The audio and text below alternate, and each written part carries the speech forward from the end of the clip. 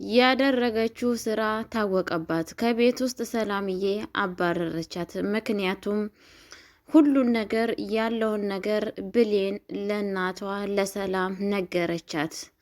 ሰላም ደግሞ ልጇን ፍለጋ ትክክለኛ ልጄ ማነች እያለች በፍለጋ ውስጥ ትገኛለች። እንዲሁም ደግሞ ጋሽ ባህሉን አንተ ነህ እዚህ ቤት እችን ልጅ እያመጣሃት ልጄን የት ያደረካት እያለች በጣም በመናደድ ውስጥ በጥያቄ ውስጥ ትገኛለች። ሰላም ሰላም ብያለሁ ውድ የተከበራችሁ ቤተሰብ እንዴት ናችሁ? ደህና ናችሁ? አለሁ እግዚአብሔር ይመስገን እኔ በጣም ደህና ነኝ። ለቤት አዲስ የሆናችሁ ላይክ፣ ሼር እያደረጋችሁ እንድታበረታቱኝ በአክብሮት ትጠይቃችኋለሁ። መልካምነት ለራስ ነው። ባልጎዳችሁ አልጠቅማችሁም እና ቤተሰብዬ የብሌን ድራማ እየደረሰ ለምትሉ ክፍል 13ን እዤላችሁ መጥቻለሁ ማለት ነው። እንግዲህ የብሌን ድራማ በጣም በሚያሳዝን ነገር አጓጊና ሰዎችን አስተማሪና እንዲሁም ደግሞ መጣ አልመጣ ብለን በጉጉት የምንጠብቀው ድራማ ነው ማለት ነው። ያም ደግሞ እንደዛ ሊያደርገው የቻለው አጓጊ ድራማ የሆነው ለምንድን ነው? አስተማሪና ልብ አንጠልጣይ ድራማ ነው ማለት ነው። የብሌን ቤተሰብ እንግዲህ ቤተሰቦቼ አሁንም በድጋሚ በአክብሮት እስከ መጨረሻው ቪዲዮን ቁጭ ብላችሁ ተሰሙኝ ዘንድ በአክብሮት ተጠይቃችኋለሁ ማለት ነው። ብሌን እንግዲህ እሷ እናትነቷን እንኳን ባታቅ እንኳን ለሰላም ያለውን ነገር ነግራታለች። ምክንያቱም ቃል ልጇ እንዳልሆነች ለብር ብቻ እንደምትፈልጋት በስተመጨረሻ ግን ሰላምዬን ገላት ሀብት ንብረቷን እንደምትወርሳት ነው ሁሉን ነገር የመረጃ ለጓደኛ ስትነግራት እየሰማችሁ ማለት ነው። በጣም በሚያሳዝን ነገር እንግዲህ በድንጋጤ ውስጥ ትገኛለች ማለት ነው። ቃል የምታደርገው የምታነሰው የምታስቀምጠው ነገር ጥፍት ብሎባታል። ምክንያቱም ሁሉ ነገር ታውቆባታል ማለት ነው። ቃል እዚህ ቤት የገባችው ለምን አላማ እንደሆነ ሁሉን ነገር ብሌን አውቃባታለች ማለት ነው። ብሌን ደግሞ አይደለም ዛሬ ቀርቶ ከበፊትነቱ ምን ያክል ለሰላም ቦታ እንዳላት ታውቃላችሁ። አሁን ደግሞ ወገቧን ታጥቃ ሰላምዬን ጥበቃ ውስጥ ገብታለች ማለት ነው። በጣም በሚያሳዝን ነገር ብሌን በጣም አጣብቂ ውስጥ ነገር ውስጥ ነች ያለችው። በአንድ በኩል እናቷ አሳዳጊ ወይዘሮ ገነት ታግታለች። በአንድ በኩል ደግሞ ሰላምዬ እንደዚህ አይነት ጣጣ ውስጥ ትገኛለች። በአንድ በኩል ደግሞ ዳግም ከዚህ ቤት ውጣ እየተባለ ይገኛል። በአንድ በኩል ደግሞ እንደምታውቁት እቺ ተንከሲስ የሆነች በጣም በሚያሳዝን ነገር ቃልዬ እሷን ጠምዳ ትገኛለች። በጣም በሚያሳዝን ነገር የብሌን አጣብቂኝ ውስጥ ጭንቀት ውስጥ ሆና ትገኛለች ማለት ነው። ሁሉ ነገር በቃ ግራ ግብት ያላት ልጅ ሆና ተገኝታለች ማለት ነው። ለምን ሲባል በቃ ሁሉ ነገር ተምታቶባታል። ሁሉ ነገር እንዳሰበችው ሳይሆን ነገሮቹ እንዳላሰበችው መንገድ እየሄደ ይገኛል ማለት ነው። ቤተሰቦቼ በጣም በሚያሳዝን ነገር እንግዲህ ሰላምዬ ልጄ ብላ የልጅ የእናትነት ፍቅር እየሰጠቻት ምንም ቢሆን እንኳን የልቧን ባይዋጥላትም ከልቧ ልጄ ባትላትም ግን ደግሞ ከላይ ልጄ ብላ ተቀብላት ነበረ። ግን ደግሞ ቃል ደግሞ የእሷንነትነትን አልተቀበለችም። በሚያሳዝን ነገር እዛ ቤት ውስጥ የገባችው ለጥቅምና ጥቅም ብቻ ነው፣ ለገንዘብና ገንዘብ ብቻ ነው። ሰላም 10 ዓመት ሙሉ መከራዋን አይታ ሰው ሀገር የሰራችውን ገንዘብን ለመውሰድ ነው ይሄ ሁላ ነገር ቤት ውስጥ ያስቀመጣት ማለት ነው። ጋሽ ባይሉም ደግሞ እንደዛው የገዛ እህቱን ከአንድ አንጀት የወጡትን እህቱን እንግዲህ ለባዳ አምጥቶ ነው አሳልፎ የሰጣት ማለት ነው። በጣም በሚያሳዝን ነገር ይሄ ሁላ ለምንድን ነው?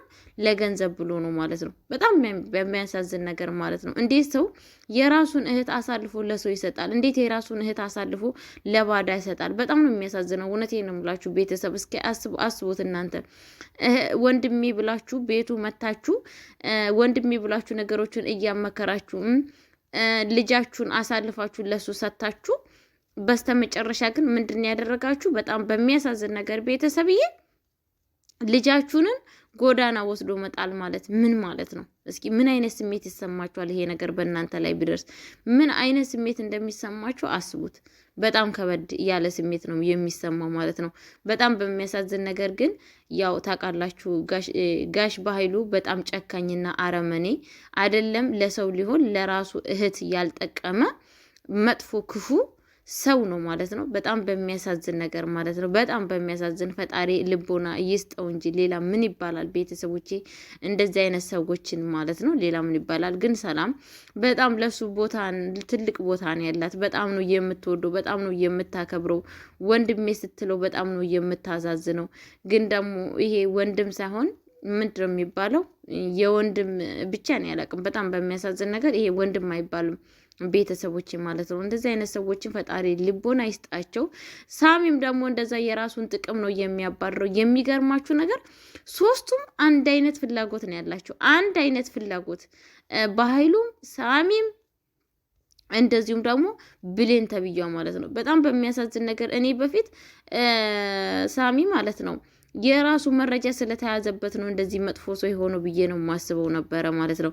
ግን አይደለም። እሱም ደግሞ አንድ አይነት አስተሳሰብ ጥቅም ነው ማለት ነው የያዛቸው ማለት ነው። በጣም በሚያሳዝን ነገር፣ በጣም በሚያሳዝን ነገር ቤተሰቦች እስኪ አስቡት።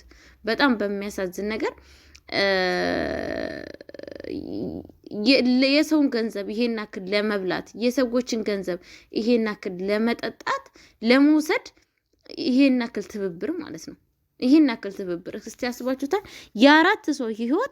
የአራት ሰው ህይወትን እያጨናገፉ ይገኛሉ። ምክንያቱም የብሌን ህይወት፣ የሰላም ህይወት፣ የገኒ ህይወት፣ የዳግም ህይወትን እንደዚህ ነው የተለያየ ሰዎችን ህይወት ነው እያጨናገፉ እየተገኙ ያሉት ማለት ነው። እነኚህ ሰዎች በጣም በሚያሳዝን ነገር እንግዲህ ጋሽ በኃይሉ የሚባለው ሰውዬ በጣም ክፉና መጥፎ ሰው የራሱን አምናው የሰጠችውን ልጇን ትቶ ሌላ ሰው አምጥቶ ለሀብትና ለንብረት ብሎ የማያውቃትን የማንንም አለሌ ዱርዬ አምጥቶ ቤት ውስጥ እንግዲህ ለእህቱ ልጅን ሽኔች ብሎ ሰጥቷታል ማለት ነው። እናትየዋ ግን ውስጧን ባይቀበልም ግን በጣም ውስጧ ደስ ባይላትም ከላይም ልጄ እያለች ተቀምጣለች ማለት ነው። ግን ደግሞ አሁን ደግሞ ምንድነው አስተባቸው ሰላምን ለመግደል ነው። ሰላምን ገላ እንግዲህ ሀብት ንብረቱ ለሷ ከሆነ በኋላ ገደል ግቢ ብላት ብሩን ልትወስድ ማለት ነው። ሀብት ንብረቷን ለመውረስ ማለት ነው። በጣም በሚያሳዝን ነገር የራሷ ልጅ ደግሞ ልጄ ከአንጀቷ ያወጣችሁ ልጇ ደግሞ ትሰቃያለች። እንደፈለጋት ደግሞ የሰው ቤት እንኳን መታ እንዴት አድርጋ እንደምትሰድባት እንዴት አድርጋ እንደምታንቋሽሻት እንኳን አስቡት ማለት ነው ቤተሰብ።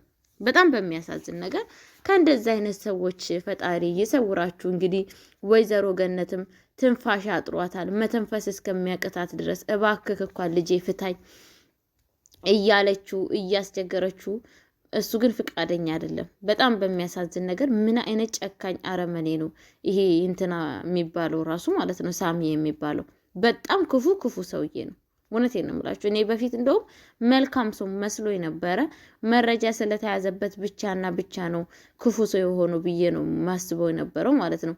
ግን አሁን ላይ ሳስበው በጣም ክፉ ሰውና መጥፎ ሰው እንደሆነ ተረድቻለሁ ላችኋለሁ ቤተሰብ። ፈጣሪ ከእንደዚህ አይነት ሰዎች ፈጣሪ ይሰውራችሁ። እውነቴን ነው የምላችሁ ማለት ነው። ህይወታችሁንን ለማጨናገፍ የእናንተን ህይወት ቁልቁል እድገት ለማሳደግ ይሄ ሁላ ጥረት በጣምና በጣም ነው የሚያሳዝነው። ለሀብት ለንብረት ተብሎ እንግዲህ ሀብትና ለንብረት ተብሎ ሀገራችን ጠፋች፣ ዓለም ጠፋች። በጣም በሚያሳዝን እህቷን አጣች፣ ወንድሙን አጣ፣ እናት ልጇን አጣች፣ ልጅ እናቷን አጣች። ለምን? ለሀብት ለንብረት ብሎ።